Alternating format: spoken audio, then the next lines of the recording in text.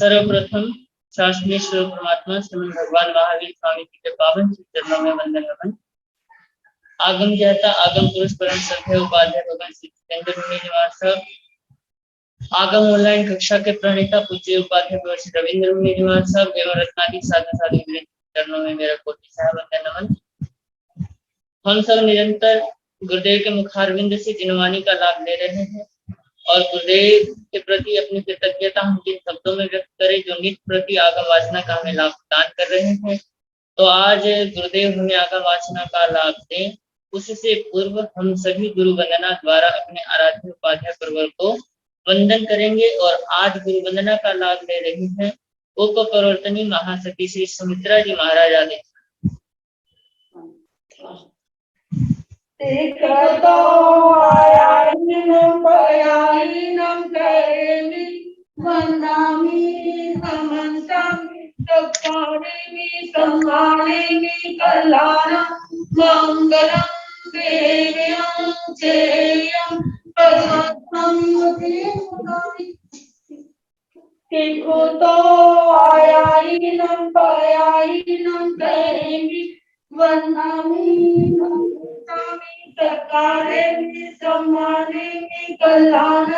मंगलम देयं चेयं पद्मासनं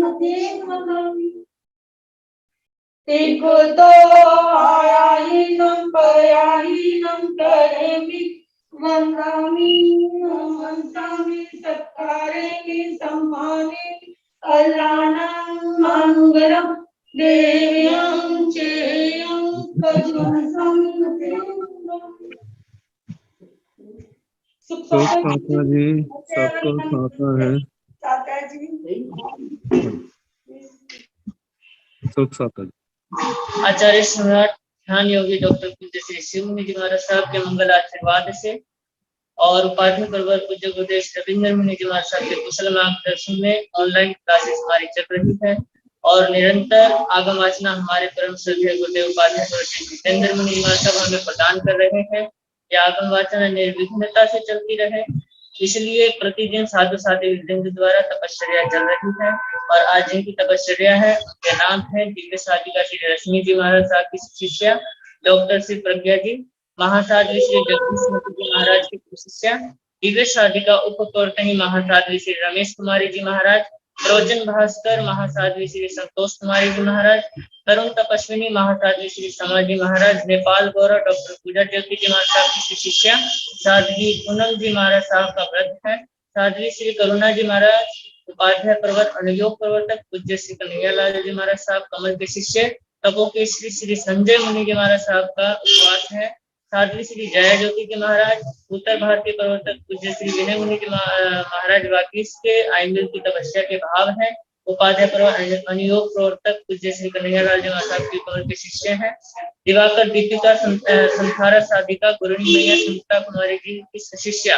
तप चंद्रिका मनीषा जी महाराज साहब का आइंदुल तप है। इस तरह आज हमारे साधु वृंद द्वारा तपस्या चल रही है। तपस्या करने वाले सभी साधु साधु वृंद को मैं बहुत बहुत सुखसाता पूछता हूँ और उनकी तपस्या की अनुमोदना भी करता हूँ। अब मैं गुरुदेव आगम ज्ञाता आगम पुरुष उपाध्याय भगवान जितेंद्र मुनि जी महाराज साहब से करबद्ध अनुरोध करता हूँ कि हे गुरुदेव, हे आगम ज्ञाता, ज्ञान वाणी का दान देकर हमें लाभान्वित करें। पूज्य उपाध्याय जितेंद्र मुनि।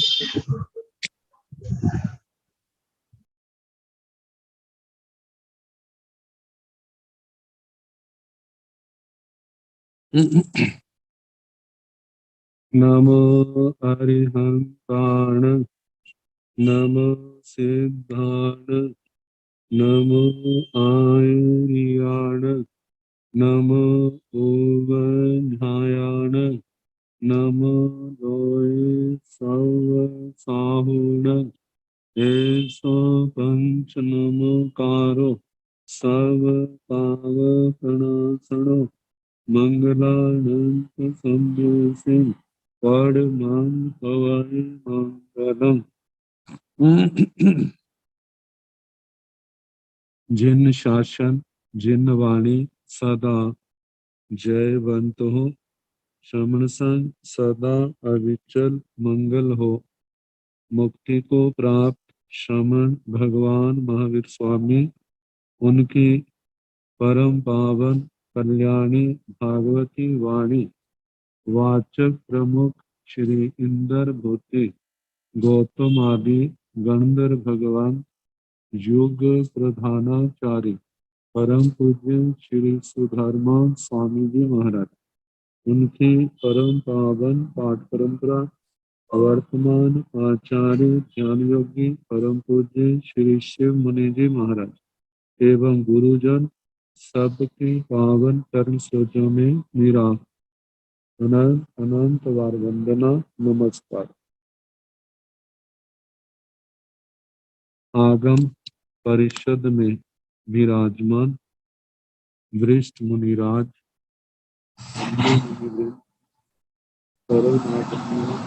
भगवती स्वरूपा महासाधना जी एवं आचार्य सूत्र की वाचना प्रारंभ है। प्रथम स्कंध का तीसरा अध्ययन और तीसरा उद्देश्य जो सुनाया जा रहा, हम कल सुना रहे थे विरागं रूपेहिं गच्छिदा मह्या कुड्डयहियम्। चाहे देवलोक के इंद्रियों के विषय हो, काम भोग, चाहे मनुष्य लोक के, काम ज्यादा उन सब के प्रति हमारी आत्मा में, हमारे मन में वैराग्य भावना होनी चाहिए। कारण संसार के लोग तो इन भोगों के पीछे भाग रहे, लेकिन जिसने इन भोगों के परिणाम को जान दिया है और जानने के पश्चात जो निर्णय किया है उसके अनुसार वह इनके पीछे नहीं जाएगी, क्योंकि इनमें अपना जीवन तो गवा देगा, पुण्य प्रकृति नष्ट हो जाएगी, पाप प्रकृति का उपार्जन होगा, सदगति का विनाश होगा और दुर्गति सामने आएगी। जब भोगों का ऐसा परिणाम आत्मा अनुभव करता है तो उसका उनके प्रति वैराग्य आना, भोगों से विरक्त होना बड़ी बात नहीं। अत्यंत मौन्य कर्म का प्रबल उदय हो तब तो आत्मा के अंदर वैराग्य के बीज प्रस्फुटित नहीं होते, सामने नहीं आते।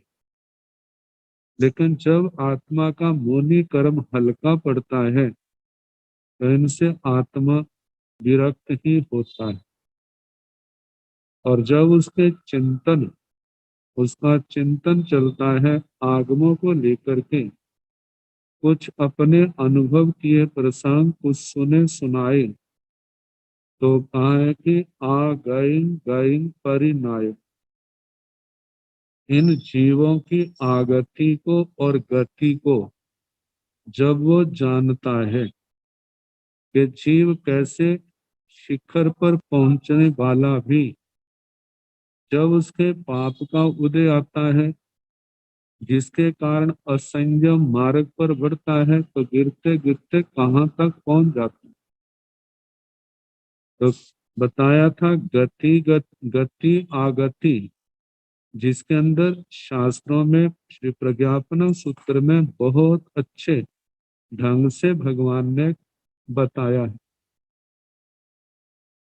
कितने कितने जहां के राजे महाराजे, सेठ सेनापति, समृद्ध लोग कैसे पुण्य प्रकृति के कारण से मिले हुए संसार के सुखों की दलदल में फंसे थे, लेकिन धर्म को, संयम को, तप को, अपनी आत्मा को भूलने के कारण से, 18 पापों का सेवन करने के कारण जिस समय आगे नरक की आयु का बंद हुआ, और जब आयु का उदय हुआ, पूर्व की जन्म की आयु समाप्त हुई, तो सब कुछ यहीं पर रह जाता है। कितने लोगों का तो जीवन रहते ही सब कुछ समाप्त हो जाता है, लेकिन कितने लोगों का जीवन की समाप्ति के साथ ही सब कुछ वियुक्त हो जाता है, अलग हो जाते हैं और सब कुछ छोड़ करके, देखा जाए छोड़ना तो क्या, लेकिन उसके हाथों से सब कुछ ऐसे जैसे गिर गया है, सब कुछ छिन गया है और वो व्यक्ति बिना इच्छा के उसको नरक आदि स्थानों पर जाना पड़ता है। तो कहा जाता है पहली नरक में जो है आत्मा 25 स्थानों से चल करके आता है, वहां 25 स्थानों में से कहीं से भी आ सकता है। 15 कर्म भूमियों के मनुष्य हैं, 5 संगी त्रयंच हैं और 5 असंगी पंचेंद्रिय त्रयंच विपर्यापत दशा में वहां से काल धर्म को प्राप्त करके पहली नरक में आते हैं और नरक आयु भोग करके जो 20 स्थान, 20 का पर्याप्त और पर्याप्त करके 40 स्थान बन जाते हैं। 15 कर्म भूमियों के मनुष्य, 5 संगी त्रयंच इन स्थानों पर आकर के जन्म लेते हैं। असंगी पंचेंद्रिय त्रयंचों का गमन जो है पहली नरक में जाए तो पहली नरक तक ही होता है, उसके आगे पहली नरक के कुछ स्थानों को कुछ स्थानों तक जाते हैं, उसके आगे इनका गमन नहीं होता क्योंकि इनके पास मन नहीं है।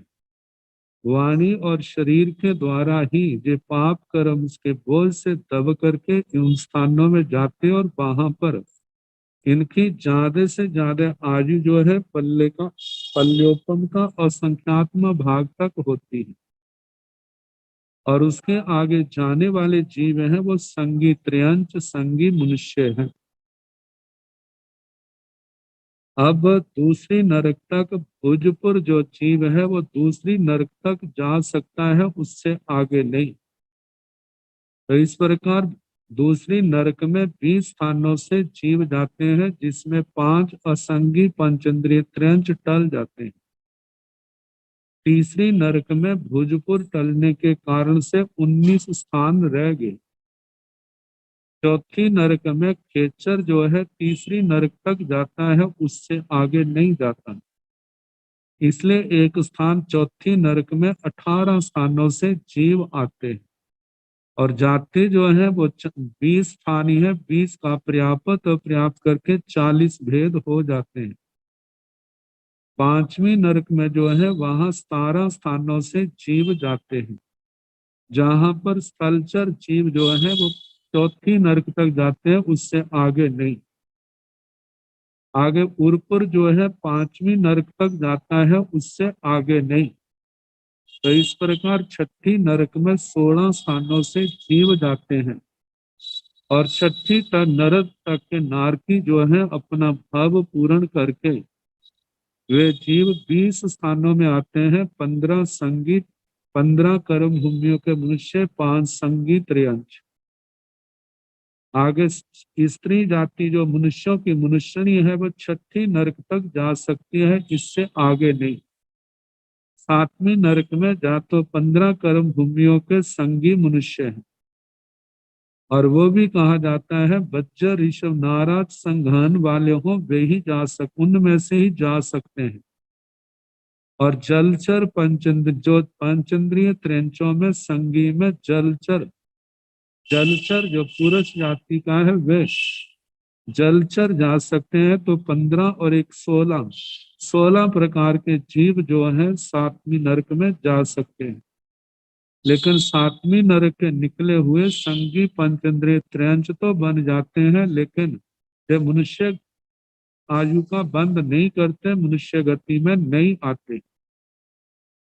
तो देखने वाली बात है कि किस प्रकार मनुष्यों में पंचेंद्रिय त्रयंचों में कैसा जीवन था। कईयों को धर्म मिला नहीं, कईयों को धर्म मिला तो उन्होंने उसको ग्रहण नहीं किया, उसका पालन नहीं किया। भोगों की 18 पापों की दलदल में फंसे रहे तो कैसे उनको वहां पर नरक के स्थानों में जाना पड़ा और नरक से निकल करके कितने जीव त्रयंच बनते हैं। त्रयंच बन करके भी उनको जो है वैसी धर्म सामग्री पाना बड़ा मुश्किल होता है। लेकिन कहा जाता है त्रयंच बन के कितने जीव देश विरत सम्यक दृष्टि भी बन जाते हैं, देश विरति भी बन जाते हैं, लेकिन सतवीं नरक के निकले हुए जीव जो है उनमें कोई सम्यक दृष्टि तो बन सकता है, लेकिन देश विरति नहीं बन सकता। और मनुष्यों के संबंध में भी कहा है कि जो मनुष्य गति में आते हैं वे भी सारे तरने वाले नहीं होते। पहली 3 नरकों से निकले हुए जीव, अब देखा जाए तो पहली 2 नरकों से पहली नरक से निकला हुआ जीव चक्रवर्ती तक बन सकता है। दूसरी नरक से निकले हुए जीव बलदेव और वासुदेव बन सकते हैं। तीसरी नरक तक के निकले हुए जीव जिसने तीर्थंकर गोत्र कर्म पूर्व जन्म में बांधा था, वो तीर्थंकर भगवान के रूप में आके जन्म ले सकते हैं। चौथी नरक तक के निकले हुए जीव जो है वे केवली तक बन सकते हैं। 5वीं नरक तक के निकले हुए जीव जो है वे साधु तक बन सकते हैं। 6ठी नरक के निकले हुए श्रावक तो बन सकते हैं, लेकिन साधु नहीं। 7वीं नरक का निकला हुआ जीव जो है वह सम्यक दृष्टि त्रयंच बना है, लेकिन सम्यक दृष्टि तो बन सकता है, लेकिन देश विरति नहीं। ये सारे का सारा क्या है? कर्मों की विचित्रता है।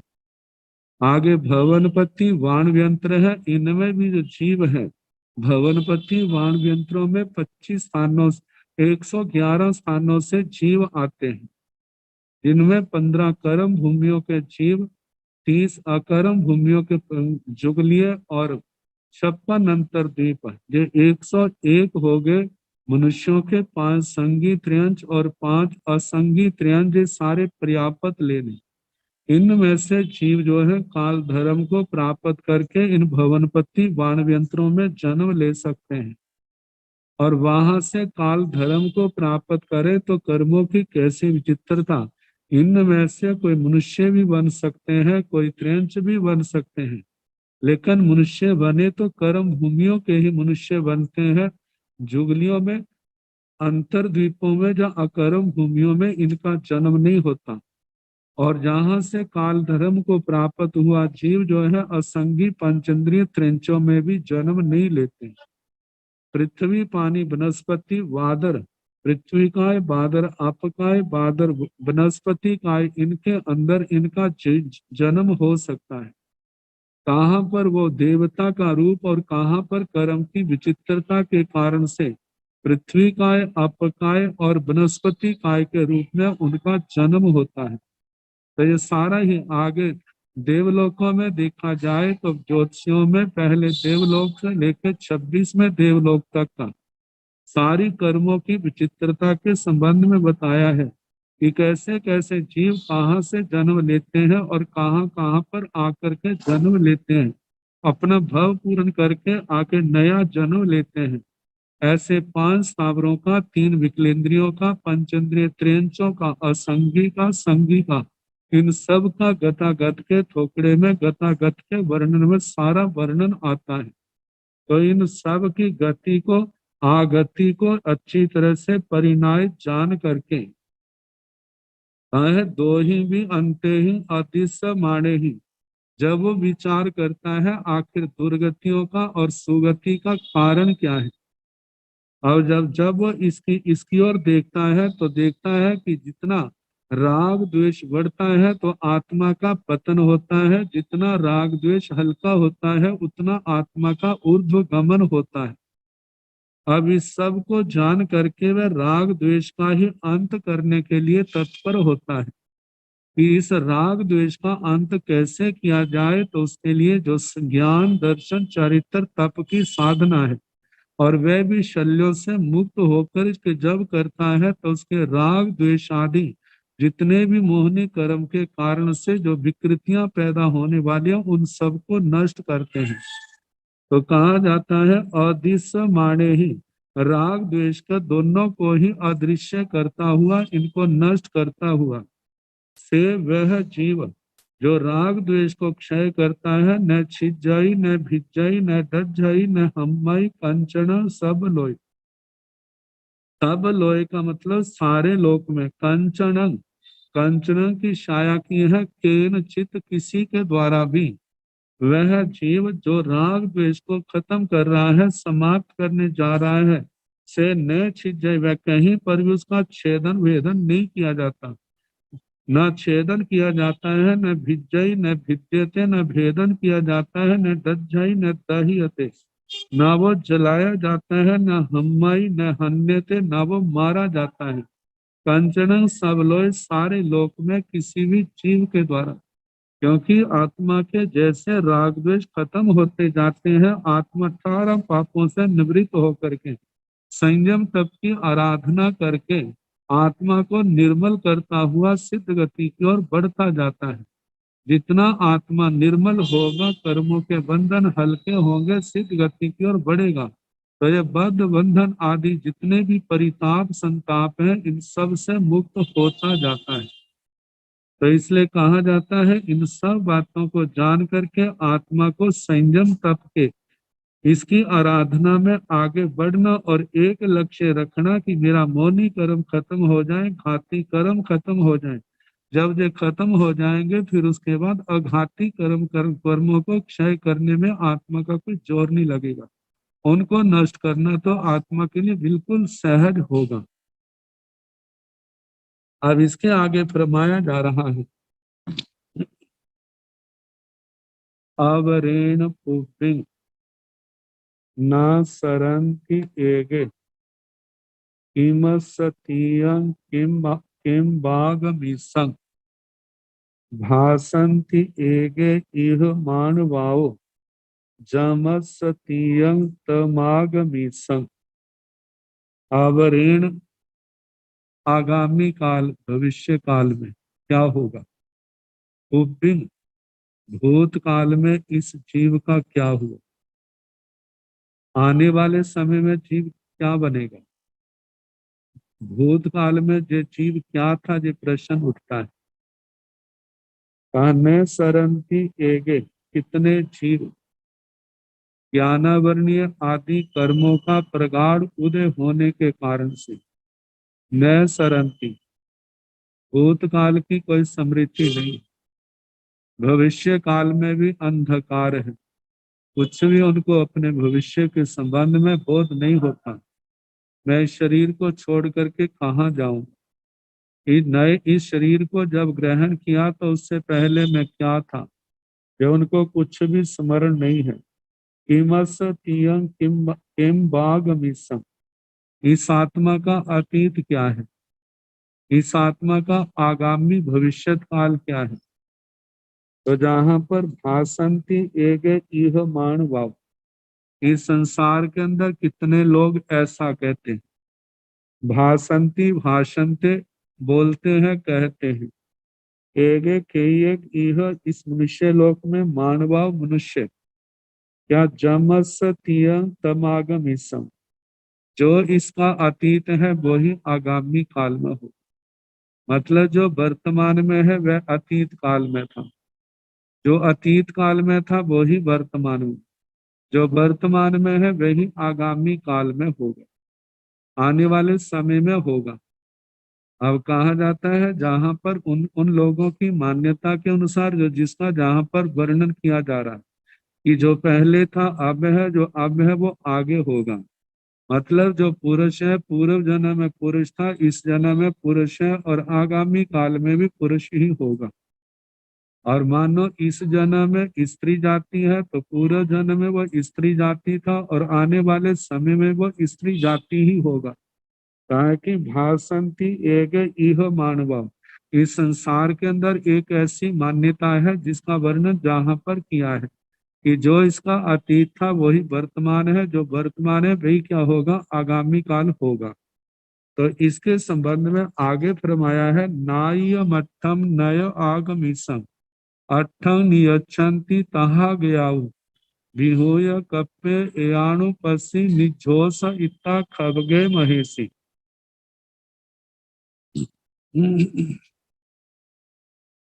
तहा गयाऊ तथागत, तथागत सर्वज्ञ सर्वदर्शी अरिहंत परमात्मा सामान्य केवली, इनके मार्ग पर चलने वाले जो साधक वृंद साधु साध्वियां, जो मार्ग भगवान का है, जो भगवान ने फरमाया उन्हीं बातों को मानने वाले, उन्हीं को स्वीकार करने वाले, उन्हीं के अनुसार अपने जीवन को पावन बनाने वाले, ऐसी आत्माएं वो क्या मानती है? नाय मठ्ठम, जो इसका अतीत है, नाय आगमिसं, जो इसका आगामी काल है।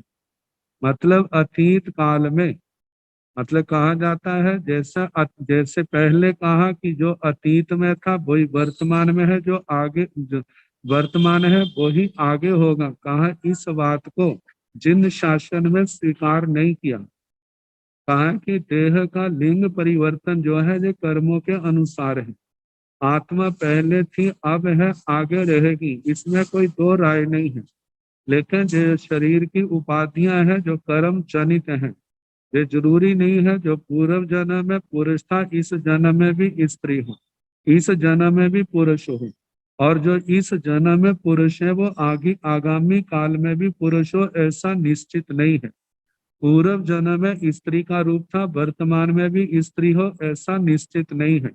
इस जन्म में जो स्त्री है आगे चल करके वह स्त्री बनेगी, ऐसा भी निश्चित नहीं है। ये लिंग परिवर्तन जो है कर्मों के आधार पर है, और जैसे आत्मा के परिणाम बदलते रहते हैं ऐसे ही आत्मा के मतलब वेद मोहनी में भी परिवर्तन होता रहता है, कर्मों में परिवर्तन होता रहता है, ऐसे शरीरों में भी परिवर्तन होता रहता है। कितने कितने स्थानों पर जगह जगह बताया जाता है कि मनुष्य जहाँ नरक गति में जाता है, तो जहाँ पर स्त्री है पुरुष है वो नरक में गए हैं, तो वहां पर तो नपुंसक लिंग है। मानो जहाँ पर स्त्री है लेकिन आगे देव गति में गई है और वहां पर दूसरे देवलोक से ऊपर जन्म हुआ है, तो वहां पर तो सबका जन्म पुरुष के रूप में ही होता है। तो ऐसे अनेक ऐसे दृष्टांत आते हैं कि इस जन्म में स्त्री थी, आगे आगे चल करके वो पुरुष के रूप में जन्मे। इस जन्म में पुरुष था लेकिन माया के कारण से आगे चल करके स्त्री की पर्याय में आ जाते हैं। तो कहा जाता है ऐसा जे जो बात कही है ऐसा यथार्थ नहीं है। और जहां पर कहा है अयम अठम, अतीत अर्थ में मतलब के इस आत्मा को नाना प्रकार के सुख मिले थे। और कहा है नाया आगमिसम, आगामी काल में जितने भी काम भोग हैं। कहा कि अठम, ऐसे अतीत के अर्थ को और आगामी अर्थ को न नियच्छन्ति, उनकी चाहना नहीं करते, उनकी अभिलाषा नहीं करते। कौन? कहा गया हूँ तथागत, तथागत जो प्राय करके बौद्ध धर्म में गौतम बुद्ध जी के लिए आता है, लेकिन जहाँ पर हमारे जो आया है कहा गया तथागत सर्वज्ञ सर्वदर्शी अरिहंत परमात्मा। और इनके मार्ग पर चलने वाले जो साधु साधुनियां हैं वे तथागत मतलब के जहाँ अतीत के इस मान्यता को जो पूर्व में कही उसको तो स्वीकार नहीं करते।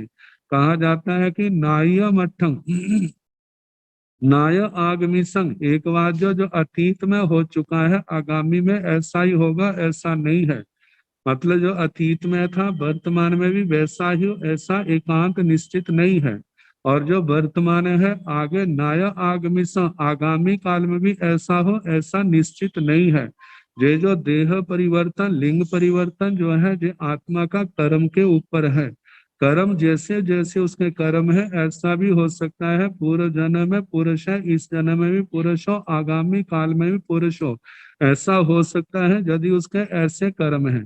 ऐसा भी हो सकता है पूर्व जन्म में स्त्री था अब भी स्त्री बना है, आगे भी स्त्री बना है। मतलब ये ऐसा हो सकता है लेकिन ये एकांत नियम नहीं है। लेकिन इनमें परिवर्तन भी है। पूर्व जन्म में यदि पुरुष है तो इस जन्म में स्त्री भी हो सकता है, इस जन्म में स्त्री है तो आगे चल करके वो पुरुष भी बन सकता है, स्त्री भी बन सकता है, नपुंसक भी बन सकता है। ऐसे ही स्त्री पूर्व जन्म में स्त्री भव था तो स्त्री भव इस जन्म में वह पुरुष भी बन सकता है, स्त्री भी बन सकता है, नपुंसक भी बन सकता है। इस जन्म में किसी भी लिंग का प्राणी हो, अगले जन्म में अपने कर्म के अनुसार किसी भी प्रकार का बन सकता है। और इसके साथ में फरमाया है कि अयम अठंग अतीत अर्थ, अतीत में जितने भी इस आत्मा ने संसार के सुख भोगे हैं, चाहे वो देवलोकों के हों चाहे वो मनुष्य लोक के हों, वह उनकी चाहना नहीं करते। न नियच्छन्ति, उस अठंग न नियच्छन्ति, उस अर्थ की चाहना नहीं करते। नाया आगमीस, आगामी काल में चाहे देवलोक के सुख हो चाहे मनुष्य लोक के सुख हो, तथागत इस मोक्ष मार्ग पर चलने वाले जो मुमुक्षु आत्मा है वो उनकी भी चाहना नहीं करते। विहूय कप्पे एयानुपस्सी निजोस इत्था खवगे महेशी, काया कि विहूय कप्पे विधूत कल्प, शुद्ध आचार के द्वारा कर्मों का नाश करने वाले। विहूय धोय कंपने, इस धातु से धूत शब्द बनता है, धूत कंपानी अर्थमय है। विहूय विधूत मतलब विशेष प्रकार से जो कर्मों को नष्ट करने के लिए साधना के मार्ग पर आए हैं।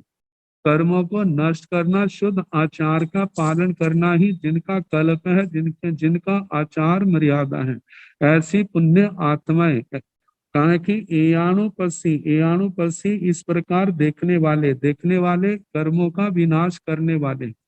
निछोस इता खवगे महेशी, महेशी का मतलब महेशी जो महर्षि है, महर्षि जो महायोगीश्वर है। ऋषि शब्द की व्याख्या पहले कभी आई थी कि रेशनाथ रिक्ति करनाथ इति ऋषि, कर्मों को रिक्त करना और कर्मों का नाश करने के कारण से आत्मा को ऋषि कहा जाता है। और जो महान ऋषि है, महान ऋषि को महर्षि कहा जाता है। कहा कि जो महेशी महर्षि है। और इसके साथ में महेशी का ये भी कहा था महान की ऐषणा करने वाले। संसार में महान क्या है? वो आत्मा का पूर्ण विशुद्ध रूप है, सिद्ध गति है, निर्वाण अवस्था है, उसकी ऐषणा करने वाले, उसकी चाहना करने वाले। लेकिन वह स्थान वह पर्याय आत्मा को मिलेगी कैसे? कहा है खवगे, जो क्षपक है। क्षपक का मतलब कर्मों का क्षय करने वाला, क्षपक कर्मों क्षपक श्रेणी का प्रारंभ करने वाला। निछोस इच्छा, कहा कि जो ऐसी अवस्थाएं जो है महर्षि की अवस्था है, चाहे वो क्षपक जिन्होंने कर्म क्षय कर दिए हैं, कहा कि ऐसी अवस्था मिलेगी कैसे? कहा कि निझोस इच्छा, जो कर्मों का निर्जोसन, कर्मों को झुलते हैं, कर्मों को क्षय करते हैं, जो इस वीतराग मार्ग पर चल करके संयम तप की आराधना के द्वारा कर्मों को क्षय करते हैं, वे ही आत्माएं उस महान स्थान को, सिद्ध अवस्था को पाने में सफल होती है।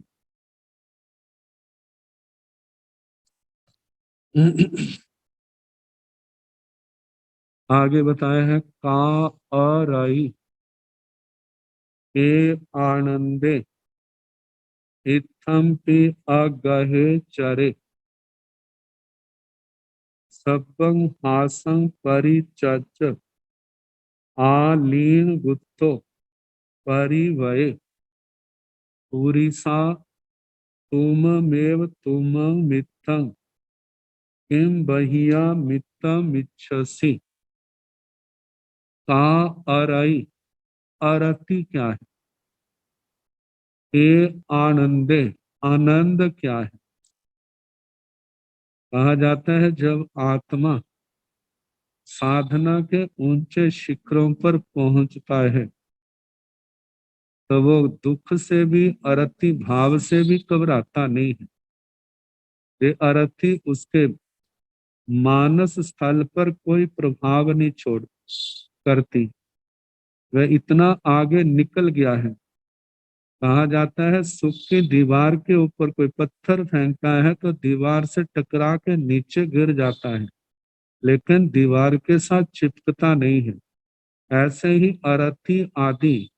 अरति आदि मतलब प्रतिकूलता, प्रतिकूल उपसर्ग आदि उसके जीवन में आते हैं।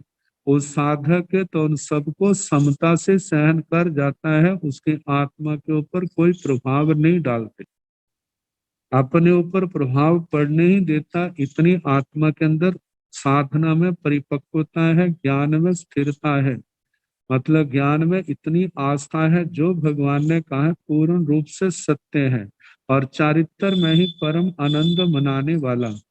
तो कहा का आराई, ऐसे साधक के जीवन में उत्साहहीनता क्या है, कुछ भी नहीं है। के आनंदे, वहां पर विश्व का जो आनंद है उसको भी कोई स्थान नहीं है, चाहे कितने संसार के सुख उसके सामने क्यों ना आए, वे संसार के सुख उसको उस महान साधक को अपनी ओर आकृष्ट नहीं कर सकते। और देखा जाए वीतरागता के मार्ग पर बढ़ने वाला, जब ऐसी आत्मा को अवधि ज्ञान हो जाता है, अवधि ज्ञान होने के बाद जैसे उसके भूत का, वर्तमान का, भविष्य का, और जहां से जैसे जैसे अवधि ज्ञान का क्षेत्र बढ़ता है, तो संसार के जितने भी स्वर्गों के दृश्य हैं, नरकों के दृश्य हैं, त्रियंचों के, मनुष्य लोक के दृश्य हैं, वे सारे के सारे उसकी दृष्टि का विषय बनते जाते हैं। अब यदि उस आत्मा के अंदर वैराग्य जो है निरंतर बढ़ता जा रहा है, तो उसके ज्ञान का क्षेत्र भी निरंतर आगे बढ़ता जाएगा। लेकिन जब कभी मोहनी कर्म का उसके ऊपर प्रभाव हो गया और उन जो जो दृश्य उसकी दृष्टि में आ रहे हैं उनसे वह प्रभावित हो गया, उसी समय उनके ज्ञान का जो विकास है, चारित्र आदि का विकास है, वह अवरुद्ध हो जाएगी। आनंद सूत्र के अंदर भी 5वें स्थान में बताया है कि किन किन कारणों से आत्मा का अवधि ज्ञान पैदा हुआ है, नष्ट हो जाता है, और किन किन कारणों से अवधि ज्ञान पैदा हुआ है वो नष्ट नहीं होता, आगे से आगे बढ़ता जाता है। तो वहां पर यही बताया है कि जो बाहर के जो राग द्वेष के दृश्य है, जो इनसे प्रभावित हो जाता है, आत्मा के अंदर लोभ आ जाता है, और ये बाहर के प्रसंग उसकी आत्मा को प्रभावित करते हैं, सुप्त विकारों को जागृत करने में वो सफल हो जाते हैं, तो आत्मा का विकास वहीं अवरुद्ध हो जाता है, रुक जाता है। और जो ज्ञान का महान लाभ मिलने वाला था, जो क्षामिक अवधि ज्ञान, वो भी क्या हो जाता है, नष्ट हो जाता है। लेकिन जो अपनी आत्मा के ऊपर उन बाहर के दृश्यों का किसी प्रकार का प्रभाव नहीं पड़ने देता, उस आत्मा का ज्ञान विज्ञान जो है प्रतिक्षण प्रतिक्षण आगे से आगे बढ़ता जाता है। तो बताया है कि संसार में कितने आरती के प्रसंग हैं, कितने आनंद के प्रसंग हैं, लेकिन उन साधना के ऊंचे शिखरों पर बढ़ने वाले उस साधक के वीतराग मार्ग के पथि के मानस के ऊपर, मन के ऊपर इनका कोई प्रभाव नहीं पड़ता। मन के अंदर से यही आवाज आती है, ये सब के सब नश्वर हैं, ये सब के सब हमारी आत्मा के ध्यान को हटाने वाले हैं। हमारा लक्ष्य जो है सिद्ध गति है, हमारी साधना जो है वीत रागता है।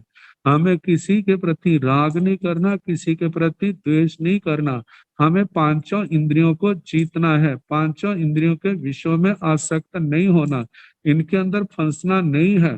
तो इस प्रकार आगे से आगे साधक बढ़ता जाता है। तो कहा है कि इस प्रकार इत्थम्पि अगहे चरे, इस प्रकार आगे बढ़ते हुए साधक जो है इस प्रसंग में अगहे, कहीं पर भी आग्रह, अग्रह का मतलब कहीं पर भी किसी भी विषय के द्वारा ग्रहण ना किया जाए, किसी भी विषय के अंदर अपने आप को उलझने ना दे, केवल अनासक्त भाव से आगे बढ़ता जाए। केवल यही भावना कि जितने संसार के सुख हैं जे मेरी आत्मा को तृप्त नहीं कर सकते, और क्योंकि इनके अंदर जो क्षमता ही नहीं है, और जितने संसार के सुख हैं जो सारे पुण्य के अधीन है। जो वस्तु किसी कर्म के फल के रूप में आत्मा को उपलब्ध होती है, वो वस्तु शाश्वत नहीं रहती। जहां तक के उनहत्तर विमानों के सुख भी आत्मा के लिए शाश्वत नहीं है, तो दूसरों के दूसरे सुखों के संबंध में क्या कहा जा सकता है। और कहा जाता है जीवन में दुख भी आते हैं तो उनसे प्रभावित नहीं होते, क्योंकि उनकी आत्मा के अंदर जो प्रकाश है, इस आत्मा ने सातों नरकों के दुख जो है एक एक बार नहीं अनंत बार भोगे हैं। जब वो इस आत्मा को नष्ट नहीं कर सके, तो ये छोटे से दुख जो जहाँ के मनुष्य लोग के हैं, ये हमारे को क्या, हमारा क्या बिगाड़ लेंगे। हमें अपनी समता के अंदर, अपनी समाधि के अंदर, अपने इस धर्म की आराधना के अंदर अपने आप को लगाए रखना है। तो ऐसा विचार करके कहा है कि अगहे इंद्रियों के विषयों में आसक्त ना होता हुआ चरे, अपने मोक्ष मार्ग पर, अपने संयम तप के मार्ग पर आगे बढ़ता रहे, विचरण करे। सब्बंग हासंग परिचर्य, जितने प्रकार के सब्बंग हासंग, जितने भी हंसी मजाक के, मतलब जितने भी इंद्रियों के सुख है, संसार के सुख है, इन सब का परित्याग करके, परिचर्य परित्यज्य, परित्याग करके आलीन गुत्तो, आलीन गुत्तो कछुए की तरह अपनी इंद्रियों को अपने बस में करता हुआ गुप्त इंद्रिय हो करके, ऐसे कहा जाता है साधु के विशेषणों में गुप्त गुप्त इंद्रिय, गुप्त बम्ब जारी, मतलब है इंद्रियों को बस में करे, इंद्रियों को इंद्रियों के विषयों में अधीन ना हो, और आगे इंद्रियों को जीतने वाला बने, और बाणों सहित ब्रह्मचर्य का पालन करने वाला हो। तो इस प्रकार आलीन गुत्तो, अपनी इंद्रियों को जीतने वाला, परिवय मतलब संयम, संयम के मार्ग पर इस साधन धर्म आराधना साधना के मार्ग पर चले, संयम तप की आराधना करे। आगे बताया पुरीसा तुममेव तुम मित्रम किम बहिया मित्रम इच्छसी, हे आत्मा तो किस हितैषी को देखता है, देखा जाए तेरा मित्र कौन है, संसार के अंदर किसको ढूंढता है। भगवान कहते हैं पुरीसा, हे पुरुष, हे आत्मन, हे आत्मा तुममेव तुम मित्रम, तू ही अपना मित्र है। किम बहिया मित्रम इच्छसी, बाहर में अपना कौन हितैषी देखता है। कहा कि बाहर में कोई तेरा मित्र नहीं, तेरा मित्र तेरी आत्मा स्वयं है। उत्तराध्ययन सूत्र के अंदर 20वें अध्ययन महानिग्रंथि के अंदर आया था, अप्पा कत्ता विकत्ताय दुहानाय सुहानाय अप्पा मित्तम अमित्तं च दुपट्ठियो सुपट्ठियो, सुख को पैदा करने वाले, दुख को पैदा करने वाले, उन कर्मों को करने वाला आत्मा ही है, और आत्मा ही उन कर्मों के फल को भोगने वाला है। और आगे कहा कि अप्पा मित्रंग और मित्रंग च, आत्मा ही अपना मित्र है और आत्मा ही अपना शत्रु है। जो आत्मा दुप्रस्थित है, मतलब के अशुभ स्थान के ऊपर, अधर्म 18 पापों के स्थान पर स्थित है, इनका आचरण करने में लगा है, वही आत्मा अपना शत्रु है। और कहा है कि सुपठियो, जो आत्मा सुप्रस्थित, मतलब कि जो अच्छे स्थान पर प्रस्थान करने वाला, धर्म में स्थित है, जो संयम तप की आराधना कर रहा है, शल्यों से मुक्त होकर के, ऐसी आत्मा ही क्या है, अपनी मित्र है। भगवान कहते हैं कि न तंग अरि कंठ छित्ता करे, गला काटने वाला भी शत्रु जो है इस आत्मा का इतना बुरा नहीं करता, जितना बुरा जो 18 पापों का सेवन करके भोगों के मार्ग में उलझ करके जितना अपना बुरा कर लेता है। कहा है कि गला काटने वाला इस आत्मा का कितना, केवल ज्यादा से ज्यादा एक जन्म बर्बाद करेगा, नष्ट करेगा, इससे ज्यादा नहीं। यदि वो चाहे मैं इसको नरक गति में भेज दो, इसको स्वर्गों में भेज दो, इसको पशु बना दो, ये उसके हाथ की बात नहीं है। लेकिन आत्मा मतलब कि उन मार्ग पर चल करके अपने जन्म जन्म बिगाड़ लेता है। एक जन्म क्या, एक जन्म के साथ अनगिनत जन्मों को बिगाड़ लेता है, जिसके संबंध में विपाक सूत्र के दुख विपाक के अंदर कितने विस्तार से बताया है। उन लोगों ने एक जन्म को बिगाड़ा, और उस जन्म के बिगड़ने के बाद फिर नरक त्रेंच गति आदि में ही मानव मनुष्य भी बने, तो वहां पर भी उनका जीवन जो है दुख प्रधान ही रहा है। और उनको इतना जन्म धारण करने के बाद भी जो बुद्धि है वो आसानी से प्राप्त नहीं होती। तो कहा जो सब विकृत करने वाला कोई है तो जो आत्मा ही है।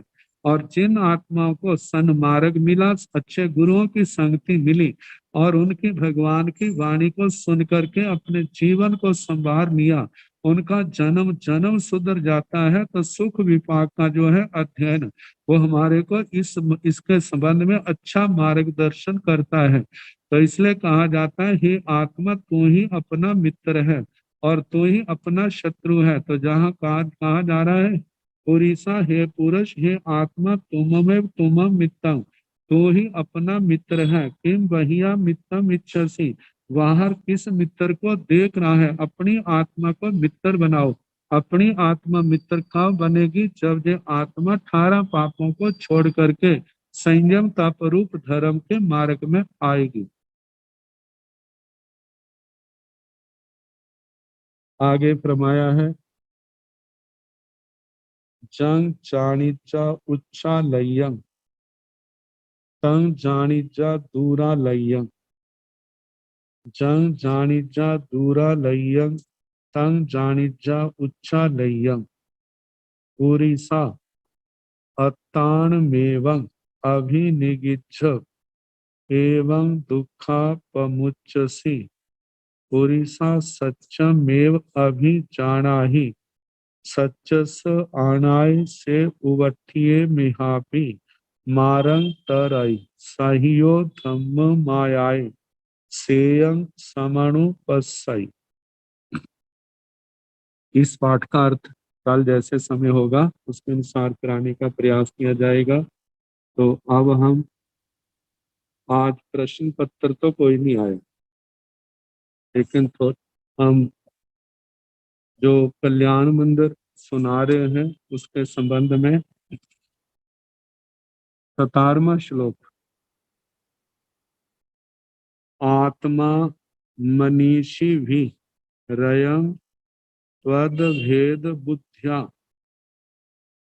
ध्यातो जिनेन्द्र भवतीह भवत प्रभावे पानीयमप्यमृत मित्यनुचिन्त्यमानम् किं नाम नो विश्व विकारमपाकरोति।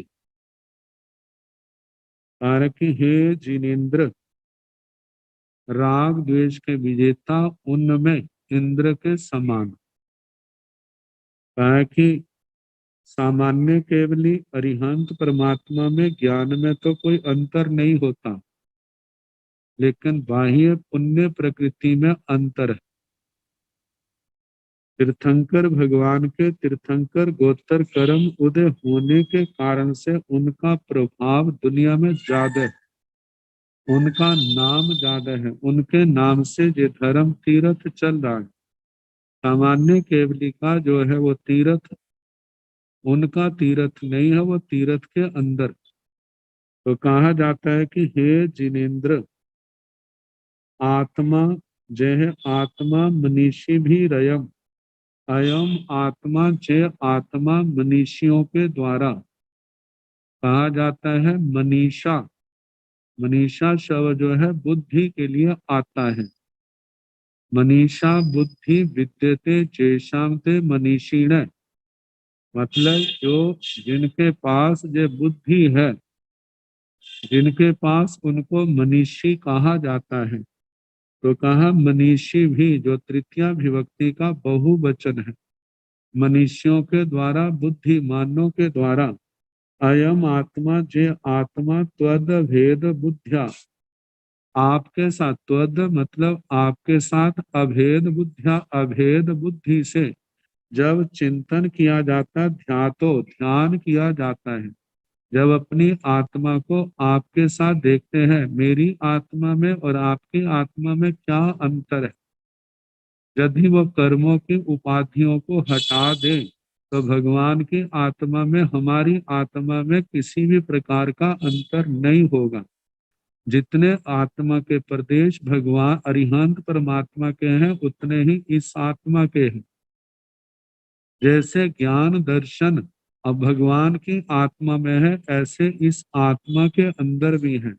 जैसा बल पराक्रम भगवान की आत्मा के अंदर है, ऐसा इस आत्मा के अंदर भी है। तो कहा जाता है जे जो ध्यान किया जाता है, इसमें किनका प्रभाव है, भवतीह भवत प्रभाव है। यह जहाँ पर भवत प्रभाव है, आपका ही प्रभाव भवती होता है, मतलब आपका ही प्रभाव है। आपने ही अपने उपदेश के द्वारा हमारे को समझाया, हमारे को बताया कि निश्चय दृष्टि से सारी आत्माएं क्या है, एक समान है। जैसे केवली भगवान के अंदर केवल ज्ञान केवल दर्शन का सूर्य जगमगा रहा है, ऐसा सूर्य जो है दूसरी संसारी आत्माओं के अंदर भी है, लेकिन वह कर्मों के आवरणों से आच्छादित है। यदि आत्मा ज्ञान दर्शन चारित्र तप की आराधना सम्यक प्रकार से करे तो वो उनके कर्मों के आवरण सब बिखर जाते हैं और आत्मा निरावरण हो जाता है। जब आत्मा निरावरण होगा तो वो भी केवली अवस्था को प्राप्त हो गए हैं, तो उनके ज्ञान दर्शन में, बल पराक्रम में, उनकी समाधि में किसी प्रकार का अंतर नहीं होता। तो कहा जे जो ऐसा आपके साथ अभेद बुद्धि का ध्यान किया जाता है, इसमें भी आपका ही प्रभाव है, क्योंकि आपकी ज्ञान रश्मियां हमारे अंदर आई और हमने एहसास किया कि जैसी भगवान की आत्मा है वैसी हमारी आत्मा है। तो कहा जाता है जी कैसे होता है, तो इसके तीसरे चौथे चरण में इस बात को बताया जा रहा है। पानीयमपि अमृतम इत्यनुचिंत्य मानम। कहा जाता है एक सामान्य पानी है, लेकिन जब कोई अपने इष्ट मंत्र का उसके ऊपर जाप करता है और उसके चिंतन करता है, ये पानी पानी नहीं है, ये क्या है, अमृत बन रहा है। कहा जैसे मंत्र आदि के संस्कार से वो पानी जो है ये मंत्र बन गया है। और ऐसा जब चिंतन किया जाता है, किम नाम नो विश्व विकारम अपाकरोति, तो ऐसे विधि पूर्वक जो उसके अंदर पाठ आदि किए गए हैं, तो क्या वो जिसको सर्प आदि ने डंक लगाया है, जिसने डसा है, कहा है कि जब वो पानी उसको पिलाया जाता है तो क्या वह विष विकार को दूर नहीं करता, करता है। तो कहा इसी प्रकार जब आप श्री जी का ध्यान किया जाता है, तो उस समय जो संसारी आत्मा भी अपने आप को आपके समान ही, ऐसा उनको एहसास होने लग जाता है कि मैं भी सर्वज्ञ हूँ, मैं भी क्या हूँ, केवली हूँ, मेरे अंदर भी केवल दर्शन है, मैं भी, मेरे अंदर भी वो क्षायिक सम्यक्त है, मेरे अंदर भी वैसी आत्म समाधि है, मेरे अंदर भी वैसा ही आत्म बल है। जब जब ये कर्म क्षय हो जाएंगे और इन कर्मों के आवरणों को उखाड़ने के लिए उसकी साधना जो है निरंतर आगे से आगे बढ़ती जाती है। तो बताया जाता है कि जो दूसरे संसारी प्राणी जो है, जो अपने आप को आपके समान समझने लगते हैं, तो ये सारा आप श्री का ही प्रभाव है। जैसे वो सामान्य प्राणी जो है मंत्र आदि के जाप के द्वारा वो क्या हो जाता है, वो भी विष के, जहर के, सर्प आदि के विष को समाप्त करने में समर्थ होता है।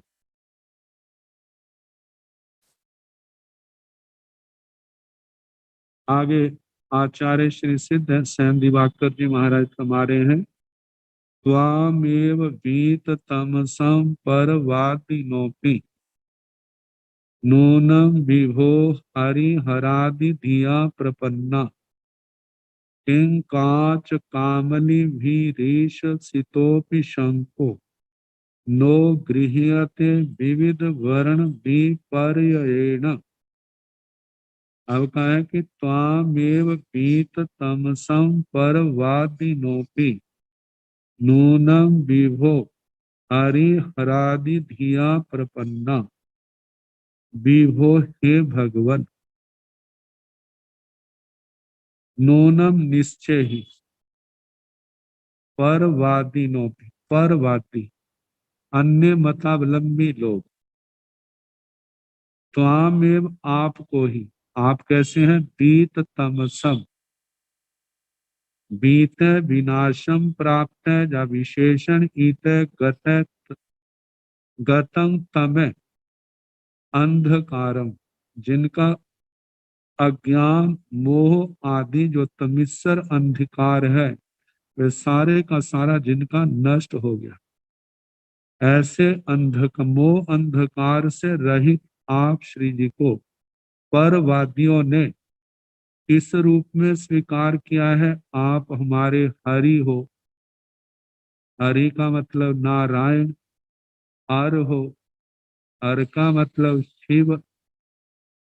आगे आदि, आदि से ब्रह्मा आदि दिया जाता है, ताकि हरि हर आदि की धिया बुद्धि से आपको, उन लोगों ने, परवादियों ने आपको हरिहर ब्रह्मा विष्णु महेश आदि के रूप में स्वीकार किया। कहते आपको कैसे स्वीकार किया इस रूप में, तो स्वयं ही इसका स्तुतिकार जो है उत्तर देते हैं। किं काच कामनी भी रीश सितोपि शंको, ईश हे भगवान हे स्वामी।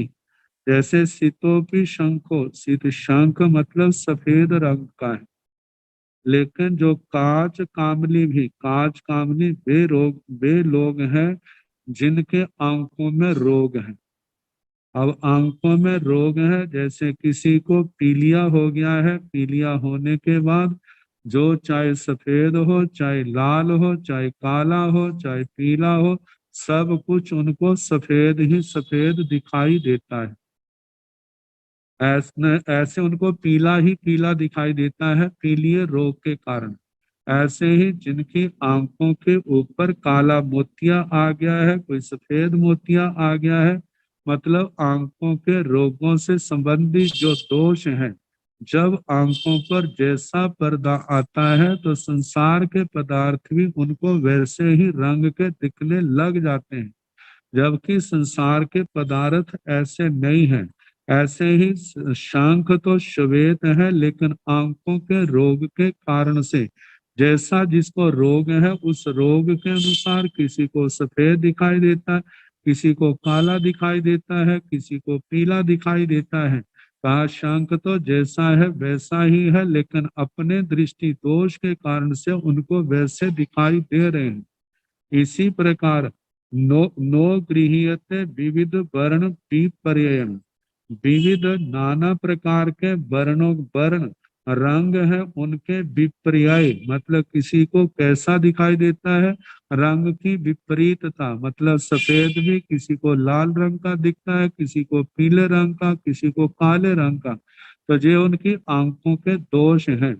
तो इसी प्रकार कहा जो अन्य मतावलंबी हैं उन्होंने भी जो आपको ही हरिहर आदि की बुद्धि से स्वीकार किया है, मतलब आप तो वैसे नहीं है, लेकिन उनके अपने दृष्टि दोष के कारण से उन्होंने आपको इस रूप में स्वीकार किया है।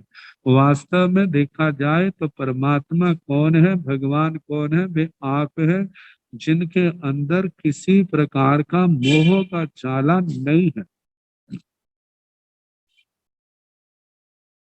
आगे बताया है धर्मोपदेश समय सविधानुभावा दास्ताम जनो भवति ते तरुरप्य शोके अभ्युदगते दिन पतौ समहि रुहोपि किंबा विबोध मुपजाति न जीव लोके। कहा जाता है भगवान आपका सानिध्य कितना प्रभावशाली है। धर्मोपदेश समय, धर्म के उपदेश के समय सविधानुभाव, सविध का मतलब आपकी समीपता, आपका सानिध्य, उसके अनुभावात प्रभाव से आस्ताम जनो कहते जो मनुष्य है उनका तो क्या कहना, उनके अंदर परिवर्तन हो बड़ी बात नहीं है, लेकिन हम देखते हैं ते आपके सानिध्य से तरुरपि अशोक है, जो अव्यक्त चेतना वाला जो वृक्ष है वो भी क्या हो गया है, शोक से रहित हो गया।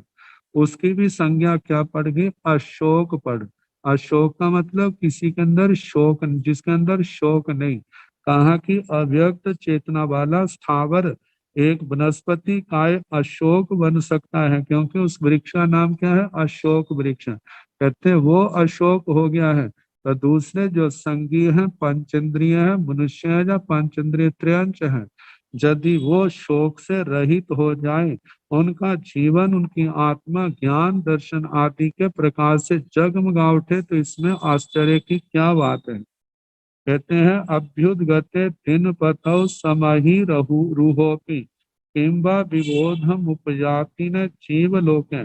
कहा अभ्युदगते दिन पतौ, दिन पति का मतलब सूर्य, सूर्य के उदय होने पर समहि रुहोपि, कहते दूसरे जो चलने फिरने वाले प्राणी हैं उनका तो क्या कहना।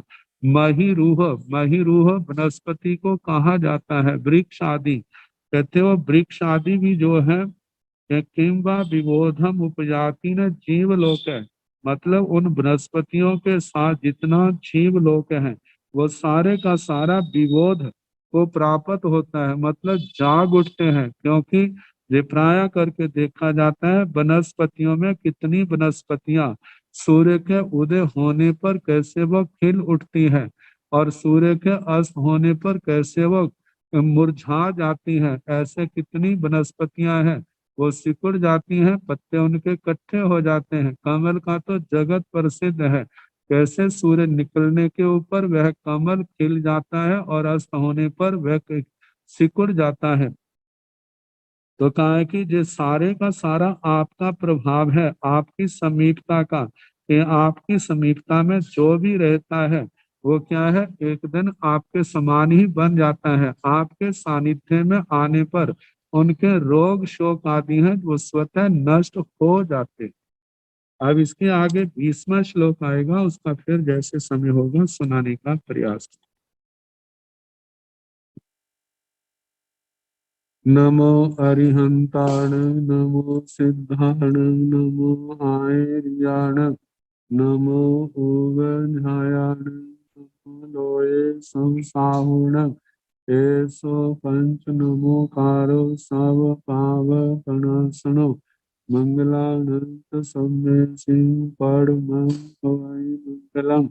श्री चतारि मंगलम हरिहंता मंगलम सिद्धा मंगलम साहु मंगलम केवली मनतो धम्मो मंगलम। चतारि लघुत्तमा हरिहंता लघुत्तमा सिद्धा लघुत्तमा साहु लघुत्तमा केवली मनतो धम्मो लघुत्तमो। चतारि शरणं प्रवज्जामि अरिहन्ते शरणं प्रवज्जामि, सिद्धे शरणं प्रवज्जामि, साहु शरणं प्रवज्जामि, केवली मनतं धम्मं शरणं प्रवज्जामि। चार शरण सुख करने, दुख करने, मंगल करने और शरणा नहीं कोई, जो भाव प्राणी आश्रय अक्षय अमृत। सबको यथा योग्य वंदन।